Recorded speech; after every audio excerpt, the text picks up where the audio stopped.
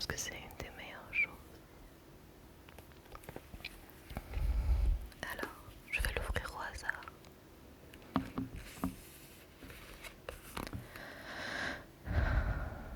À une mendiante rousse, blanche fille aux cheveux roux, dont la robe par ses trous laisse voir la pauvreté et la beauté. Pour moi, poète chétif, ton jeune corps maladif, plein de taches de rousseur à sa douceur, tu portes plus galamment qu'une reine de romance et cothurne de velours, tes sabots lourds, au lieu d'un haillon trop court qu'un superbe habit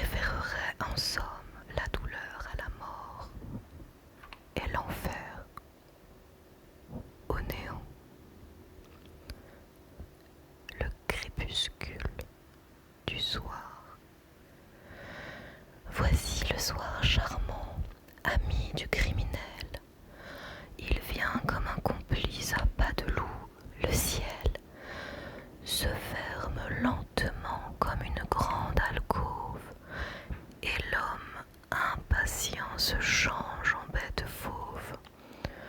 Ô soir, aimable soir, désiré par celui dont les bras sans mentir peuvent dire: aujourd'hui nous avons travaillé, c'est le soir qui soulage.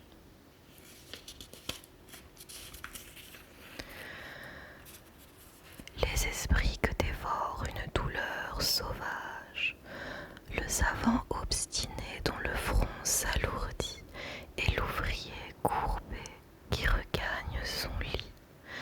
Cependant des démons malsains dans l'atmosphère s'éveillent lourdement comme des gens d'affaires et cognent en volant les volets et l'auvent à travers les lueurs que tourmente le vent. La prostitution s'allume dans les rues comme une fourmilière, elle ouvre ses issues. Partout, elle se fraye un occulte chemin, ainsi que l'ennemi qui tente un coup de main. Elle remue au sein de la cité, de fange comme un ver qui dérobe à l'homme ce qu'il mange. On entend çà et là les cuisines siffler, les théâtres clapir, les orchestres ronfler.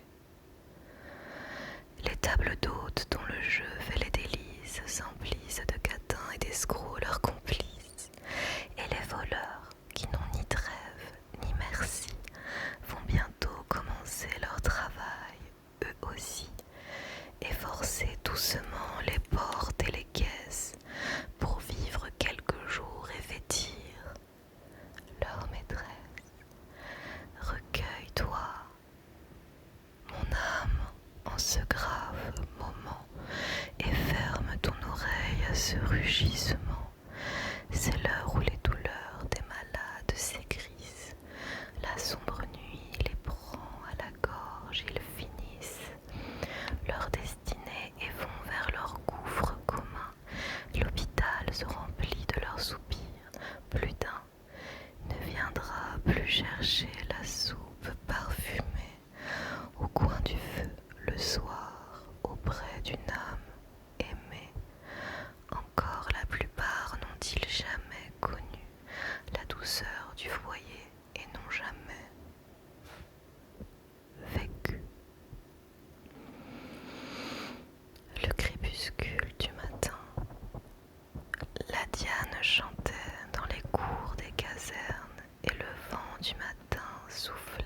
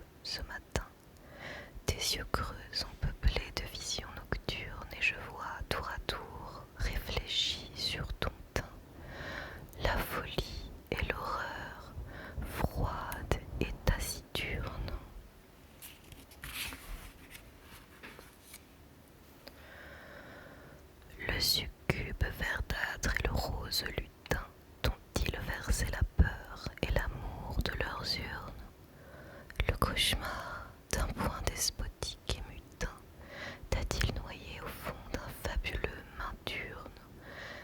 Je voudrais qu'exhalant l'odeur de la santé, ton sein de pensée fort fût toujours fréquenté, et que ton sang chrétien coulât flot rythmique comme les sons nombreux des syllabes antiques, où règne tour à tour le père des chansons, Phébus, et le grand Pan, le seigneur des moissons. La muse vénale. Ô muse de mon cœur, amante des palais, auras-tu qu'en janvier lâchera ses borées, durant les noirs ennuis des neigeuses soirées, un tison pour chauffer tes dieux pieds violets? Ranimeras-tu donc tes épaules marbrées aux nocturnes rayons qui percent les volets, sans dans ta bourse à sec autant que ton palais récolteras-tu l'or des voûtes azurées? Il te faut, pour gagner ton pain de chaque soir, comme un enfant de cœur jouer de l'encensoir, chanter des tédéums auxquels tu ne crois guère, ou saltimboque à jeun, étaler tes appâts, et ton rire trempé de pleurs qu'on ne voit pas, pour faire épanouir la rate du vulgaire. Le mauvais moine. Les cloîtres anciens sur leurs grandes murailles étalaient en tableau la sainte vérité, dont les fers réchauffant les pieuses entrailles tempéraient la froideur de leur austérité.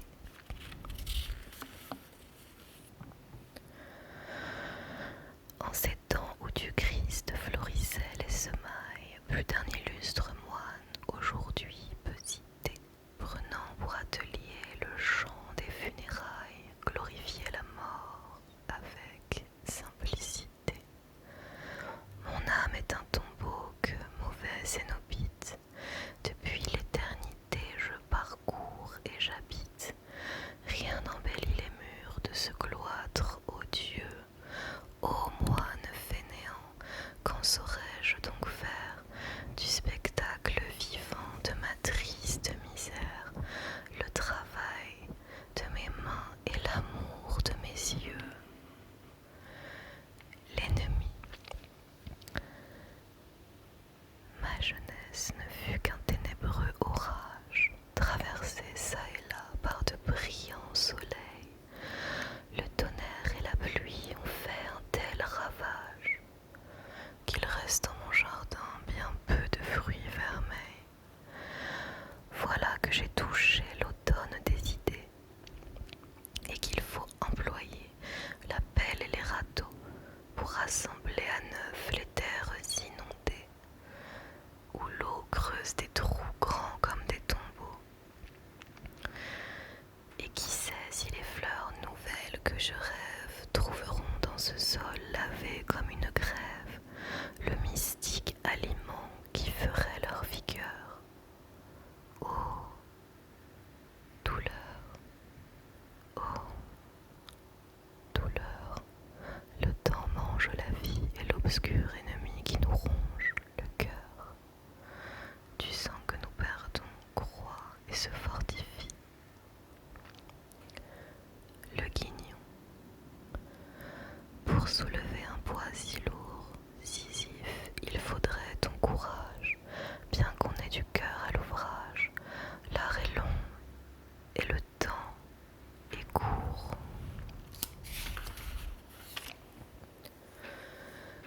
Loin des sépultures célèbres, vers un cimetière isolé, mon cœur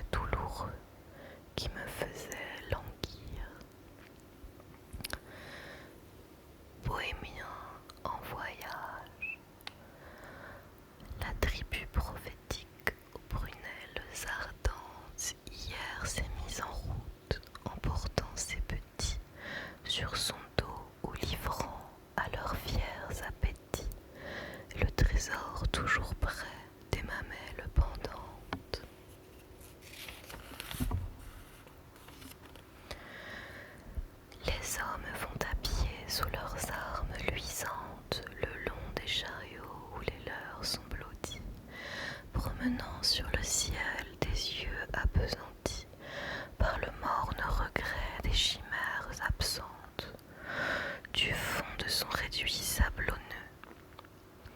Le grillon, les regardant passer, redouble sa chanson, si belle qui les aime, augmente ses verdures, fait couler le rocher et fleurir le désert, devant ces voyageurs pour lesquels est ouvert l'empire familier des ténèbres futures.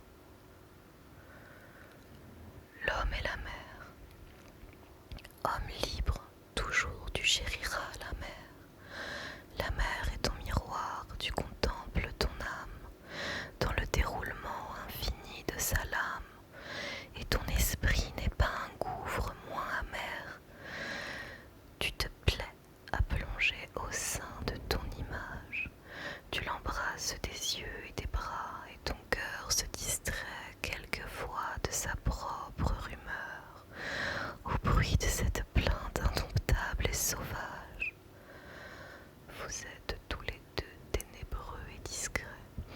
Homme, nul n'a sondé le fond de tes abîmes. Ô mer, nul ne connaît tes richesses intimes, tant vous êtes jaloux de garder vos secrets. Et cependant, voilà des siècles innombrables que vous vous combattez sans pitié ni remords, tellement vous aimez le carnage et la mort, aux lutteurs éternels, aux frères implacables.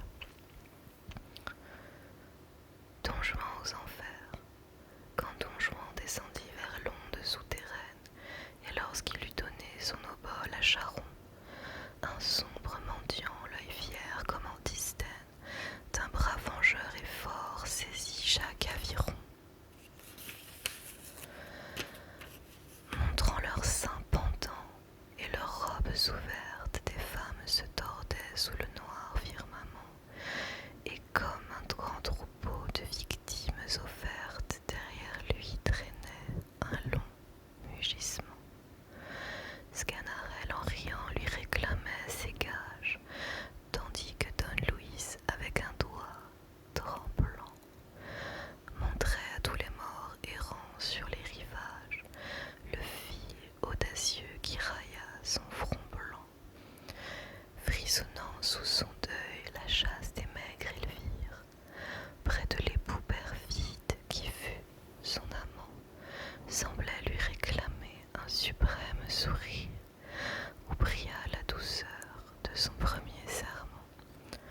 Tout droit dans son armure, un grand homme de pierre se tenait à la barre et coupait le flot noir, mais le calme héros, courbé sur sa